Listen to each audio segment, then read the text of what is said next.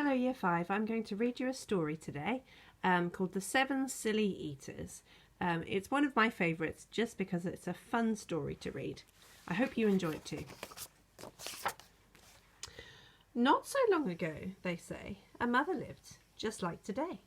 Mrs. Peters was her name, and her little boy was named the same. Now Peter was a perfect son in every way except for one. When Peter was just 1 year old, he did not like his milk served cold.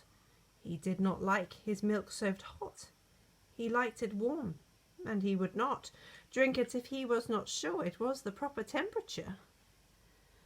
But Mrs. Peters did not mind. She was a mother sweet and kind, and when his milk spilt on the floor, she patiently prepared some more.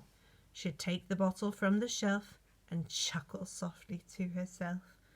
What a silly sort of eater is my darling baby Peter. When Peter had not yet turned 2, another baby, sweet and new, was born. Dear Lucy, small and fair, with big blue eyes and curly hair. But long before this child was grown, she had opinions of her own, of what she'd eat and what she'd not. She hated milk, both cold and hot, and warm was worst of all. Instead, whenever Lucy dear was fed, she bellowed for pink lemonade, not from a can, oh no, homemade. But Mrs. Peters did not mind. She squeezed each lemon to its rind, while mopping milk up from the floor and patiently preparing more. She'd take the lemons from the shelf and giggle softly to herself. What a silly pair of eaters are Lucy dear and Peter Peters. Now Lucy grew and Peter grew till he was 3 and she was 2. And who was 1? Why, little Jack, with eyes so brown and hair so black, a happy baby, never cross, but all he'd eat was apple sauce. Peeling apples by the pound, Mrs. Peter faintly frowned. She'd take the apples from the shelf and murmur weakly to herself, what a silly bunch of eaters are Jack, Lucy and Peter Peters. Peter, Lucy and young Jack had another brother, Mac. Mac was charming, round and plump, but if his oatmeal had a lump, Mac would dump it on the cat. Mrs. Peters hated that.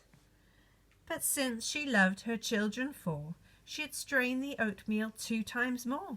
She'd take it from the pantry shelf and mumble sadly to herself, what a foolish group of eaters are all my precious little Peters. Before another year was through, who came along? Why, Mary Lou. She was a darling, sweet and bright, and had a healthy appetite. That is, as long as she was fed soft and squishy homemade bread. Poor Mrs. Peters got no rest, but still she did her very best. She'd take the flour from the shelf and mutter feebly to herself, what a fussy bunch of eaters are all my lovely little Peters. A year rolled by. The children grew.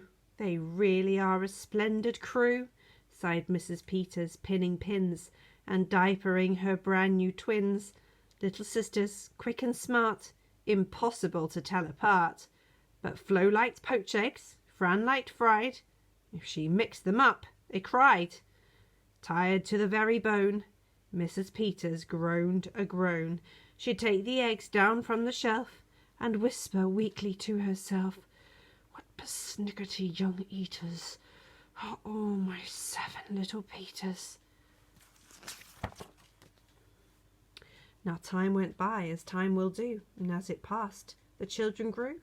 The problem was that as they grew, their appetites kept growing too. But not their choice of what to eat. Each child continued to repeat. They wanted what they'd had before. The trouble was, they wanted more. Creamy oatmeal, pots of it, homemade bread, lots of it, peeling apples by the peck. Mrs. Peters was a wreck. She wiped her brow and heaved a sigh. Another year was passing by. In fact, she realised with sorrow her birthday would arrive tomorrow. Drearily she shook her head and wearily went up to bed. She thought the children had forgot her special day, but they had not. At crack of dawn they all began to carry out their secret plan. Mrs. Peters would be fed a birthday breakfast in her bed, a breakfast made of all the foods that kept them in such happy moods.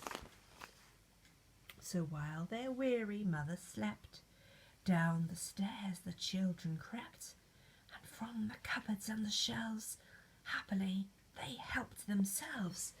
Cheerfully they chopped and stirred, preparing what they each preferred, but despite the pains they took, since nobody knew how to cook, to measure things or to make them hot, the more they tried, the worse it got.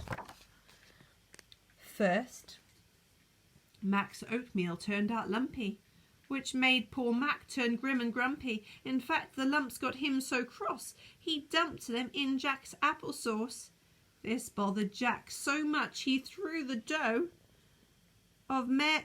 in the dough of Mary Lou, who tossed the mishmash that made straight into Lucy's lemonade. And that put her in such a huff, she poured the icky sticky stuff into the double frying pan that held the eggs of Flo and Fran, who flung the hodgepodge on the spot into the milk in Peter's pot. But when they saw what they had done, they wished they had never begun. They'd hardly slept a wink that night, and still things hadn't turned out right. And even though they'd tried their best, it hadn't worked. They were depressed.